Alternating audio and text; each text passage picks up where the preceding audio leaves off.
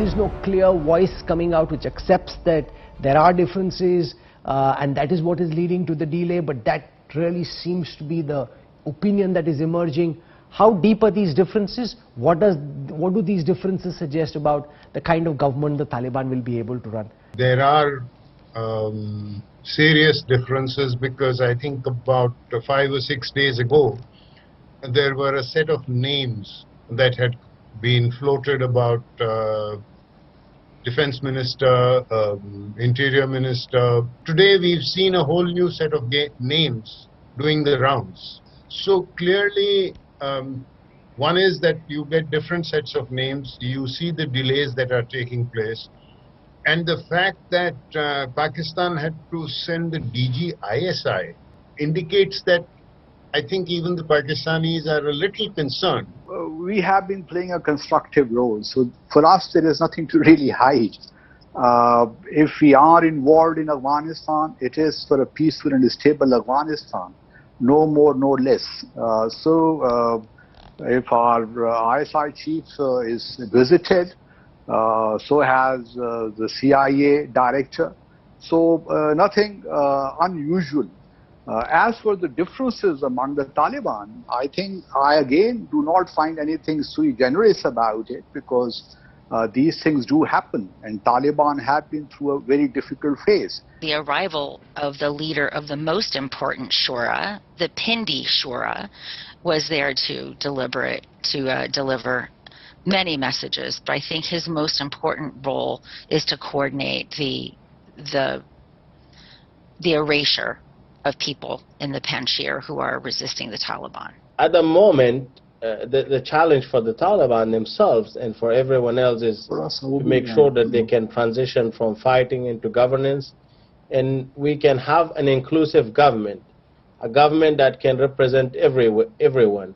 What we do see from the Taliban is that not only they have not changed, they are more rigid, they are more hot-blooded. I think they are basically trying to send some kind of a message both to the Western world as well as inside Pakistan, that we are the guys who are going to call the shots. But from what one is learning is that he's not had some very good conversations insofar as government formation is concerned. There clearly, there are concerns within the Taliban on what kind of role I think the Haqqanis are going to play, because the first name that came up in Kabul once the Taliban entered Kabul were the Haqqanis, and not really Mullah Baradar or anyone from the south, so to speak.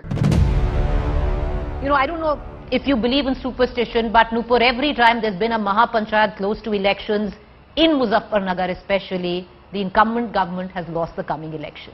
Are these actual farmers, Preeti? I will ask you that simply because one of your own colleague from your own media house was harassed so badly, so much so, she was physically taken on that she had to actually, use her hands to make way for herself. We all saw what happened to Chitra. Can farmers actually do that? I belong to a farming background myself from Bijnor in Uttar Pradesh. I don't think so. Secondly, in a farmers Mahapanchayat, have you ever heard sloganeering of the sorts of Allahu Akbar?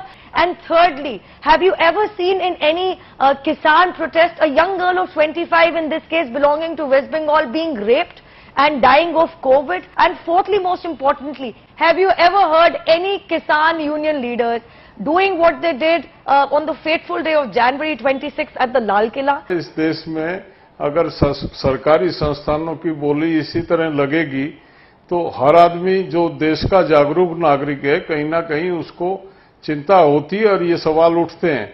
ये मतलब ये कह देना कि कोई बात दूसरी की नहीं जाएगी, ये तो हमने नहीं कहा, लेकिन हमने ये कहा एजेंडा वही है, वही रहेगा, सरकार बात करे उस पे, बाकी हम चर्चा ही ना करें, हमारे मुंह पे ताला थोड़ी लगा हुआ है। The fact of the matter is, if the farmers are standing there and saying they'll defeat the BJP, well, I'm proud of this country that despite repeated sustained efforts over 7 years to divide this society, divide this country on various excuses, this country is now rejecting this divisive politics.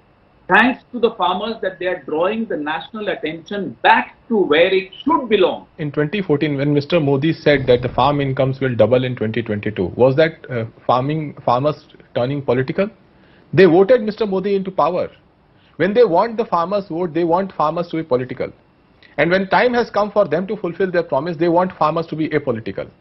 Why aren't farmers celebrating? BJP doubles its own income every 2 years. Their income rises by 50%. Every corporate they support and they seek support from, in the invisible electoral bonds, their incomes have doubled and tripled in the last 7 years. But one promise they made to the farmers, which was political, that farm income will double in 2022, is now saying that if farmers come together, it is a political. It should be political. General Meston, what signal does the presence of DG ISI in Kabul send? Is he sorting out issues in Taliban government formation or ensuring Taliban's victory in Panjshir? I think he is ensuring both, Gaurav. Firstly, the intent of this DG IS was very, very clear there. The purpose was, the resistance, the national resistance movement was a very difficult, hard nut to be cracked by Taliban, and therefore large number of Taliban soldiers were captured, killed, and many of them surrendered. So therefore, since it was becoming a tough nut to crack, the DG ISI was called, and he has spent full day over there. He has been briefed about the situation and given specific targets. And his SSG were already there. The Pakistan Army SSG were already there. They were having a rough time. Pakistan is not new in this game. Pakistan has tried to show such kind of strength for past several years, specifically since the resistance or the insurgency started by the Taliban in 2003. But Pakistan was never capable of bringing such kind of impact on Taliban's movement. That's why Taliban, instead of starting a peace talk from Islamabad, they moved out of Islamabad. They went to Qatar, to Doha, to talk to US and the rest of the world.